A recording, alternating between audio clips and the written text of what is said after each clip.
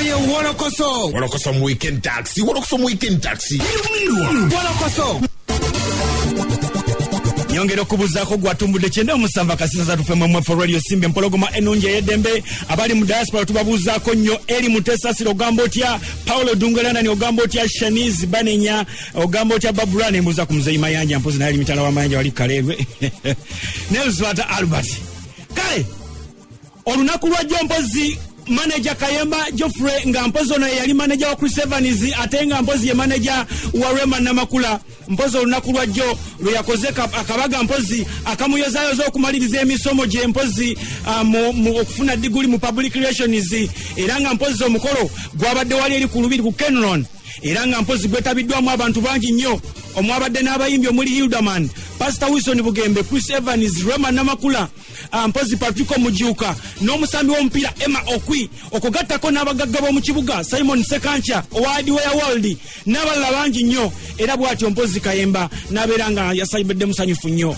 era nga bw'owulira abawuliza WOLOKOSO Radio Simba balamusiza nnyo wena mwale kuwuliza myaka na myaka nawanya tani kukuliza Simba nga ndi muto nga nkuwuliriza bannaye mukuze awuliza yalagala okumanya okikoze otya nobeerawo opambana ate nga bw'osoma okwewaayo n'okumanya kyenjagala n'enfokasinga kama n'ayamba abanyambyeko mu bulamu bwange bangi kuba mu superstars gwe kennyini ssebo wankubiranga nanga ngezaako okuyimba katonga nti obuyimba bwenyimba tebunyuma ekyo sandi kyogedde bantu bangi nnyo abakabadde mu bulamu bwange nampala DJ Gombexi bantu bangi nnyo nga bw'omanyi bwe tuludde ebbanga nga tujja tuwulira naye nga nja kwebaza nti nze mpise mu mikono gy'abantu na mikwano kuguse mu public relations management okwogeraganya n'abantu ab'enjawulo nakyo kye beetaaga okuwulira degree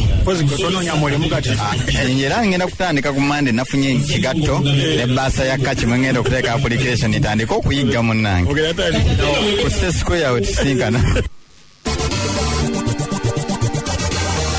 okusinziira mpozi ku mukolo guno abantu bangi babadde balindiridde ebigambo bya Rema Namakula nga balowooza nti oba oliawo kano ke kakisa wagenda okuyisizawo ekigambo kyonna wabula njadde Fugabbi kubanga mwana muwala ono yabadde akuuma butiribiri era management ye yamuganya okwogera ku kintu kyonna kubiriwa. Kayemba is my manager, the only manager I've ever had. Ebbanga lino lyonna mwami Kayemba bwe ntandika okwogerako nsolosulawo wano nenze ndi so grateful that I met you along my journey. Mwami Kayemba muntu ali very honest. Kayemba nzimbye, we've worked together naye abakujjukiza tuli mwana muwala beerako n'akakongo omukyala abakyala muwulira. That's a very good advice ng'omuntu n'okwezimbanga gwe era nze buli kimu kye neezimbye mu bulamu bwange it's because he's been there with me netutambulira wamu era Kayemba nze nkwebaza simaina kyendikuwa nzala kana katume Kayemba naye wiki tuli kukyakusoma. I remember one time he told me Rema wandizeyo malirize onaina akamalo zaala amanzi nanga mpulira wabya ngamba bibiki era mpaka kati sinafuna mutima ogwo but okusinzira nja kuddayo.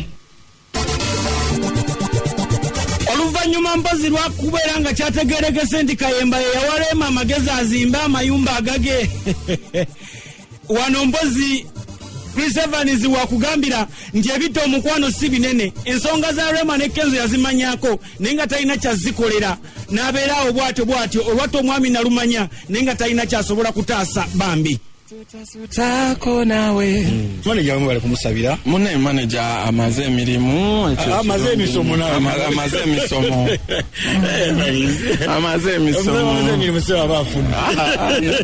amaze emisomo kikulu nnyo nalabya akayimba olesa akayimba akapya muno wafubangako kumutegeera ebito mukwano si binene. Akayimba ako wakayimbiddaani? Akayimba ako nakayimbye mu mbeera eno nga ndaba Rema ne Kenzo omukwano gwabwe gumaze ne guggwawo kuba nabimanyako. N'obimanyako ate n'osirika n'otaka? Nabimanyako naye ne ndowooza nti bijja kubeera sorted. Era bwe nabalabanga nga bakola obupatepate nga ndowooza nti babyogerako ne biggwa. Kumbe ensonga zaatabukira ddala. Ojjukira akayimba kali naawe linda bambi.